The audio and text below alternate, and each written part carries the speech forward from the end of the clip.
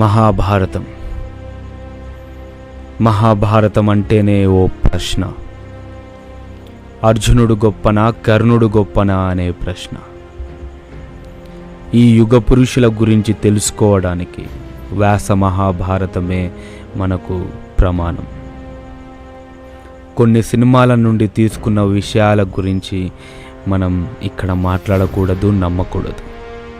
ఇకపోతే నా దృష్టిలో గాంధీవధారి అర్జునుడు ఒక వీరుడు, పరాక్రమవంతుడు. దానవీర శూర అని పిలువబడే కర్ణుడు ఒక అసూయ కలిగిన బలహీనుడు.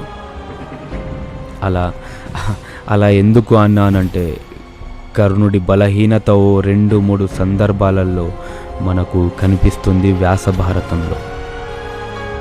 అందులో మొదటి సందర్భం, ద్రౌపది స్వయంవరంలో అర్జునుడు బ్రాహ్మణ వేషంలో మత్స్యయంత్రాన్ని ఛేదిస్తాడు. అప్పుడు కర్ణార్జునులు ముఖాముఖి ఏర్పడుతుంది. అర్జునుడు చెలరేగిపోతాడు, ఆశ్చర్యపోతాడు కర్ణుడు. అర్జునుడి చేతిలో చిత్తుగా ఓడిపోతాడు కర్ణుడు. అక్కడి నుండి పారిపోతాడు కూడా. ఇకపోతే రెండవ సందర్భం, దుర్యోధనుడు చిత్రరథుడు అనే గంధర్వుడి చేతిలో బందీ అయినప్పుడు కర్ణుడు గంధర్వుడితో యుద్ధం చేసి ఓడిపోయి అక్కడి నుండి పారిపోతాడు. అప్పుడు అర్జునుడు తన వీర విజృంభణతో గంధర్వులతో పోరాడి దుర్యోధనుణ్ణి విడిపించి తీసుకొస్తాడు. ఇక్కడ కర్ణార్జునుల ముఖాముఖి లేదు, కానీ మనం పోల్చవచ్చు. అలాగే కర్ణుడేమీ నీతిమంతుడు కాదు. కురుసభలో ద్రౌపది వస్త్రాపహరణానికి ఈ కర్ణుడే కారణం. దుర్యోధన, ఈ ద్రౌపది 5గురిని పెళ్లి చేసుకున్న ఓ వైశ్య, తన ఒంటిపైనున్న వస్త్రాలను తొలగించండి అని దుర్యోధనుడి చెవిలో చెప్పింది కూడా ఈ కర్ణుడే. కృష్ణ, నేనెవరితో యుద్ధం చేయడానికి వచ్చాను? నా సోదరులతోనా, నా బంధుమిత్రులతోనా, నా గురువులతోనా, ఈ కురువంశరుద్ధుడైన ఆ పెద్ద మనిషి భీష్ముడితోనా? నా వల్ల కాదు కృష్ణ. వీళ్ళ చావుతో నేను రాజ్యాన్ని మోయలేను. ఈ చేతులతో, ఆ గాంధీవంతో వాళ్ళను ఓడిస్తానో లేదా చంపేస్తానో అని కుమిలిపోయాడు అర్జునుడు. అప్పుడు ఆ కృష్ణుడు, అర్హత ఉన్నోడిదే అధికారం, ఇది నీ కర్తవ్యం, ఇదే నా సిద్ధాంతం అంటూ గీత బోధించాడు.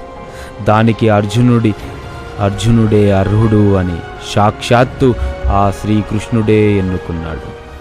ఇక మనమెవరం పోల్చడానికి, తేల్చడానికి?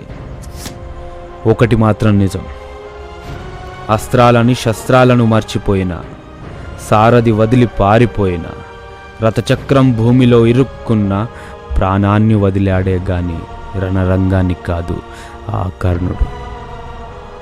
ఆ శూరత్వాన్ని మాత్రం గౌరవించాలి.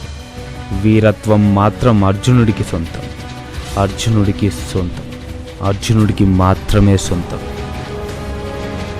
ఇంకో విషయం, ఇంకాస్త వెనక్కి వెళ్ళి త్రేతాయుగంలోకి వెళ్తే ఇంద్రుడి పుత్రుడు వాలి, సూర్యపుత్రుడు సుగ్రీవుడు.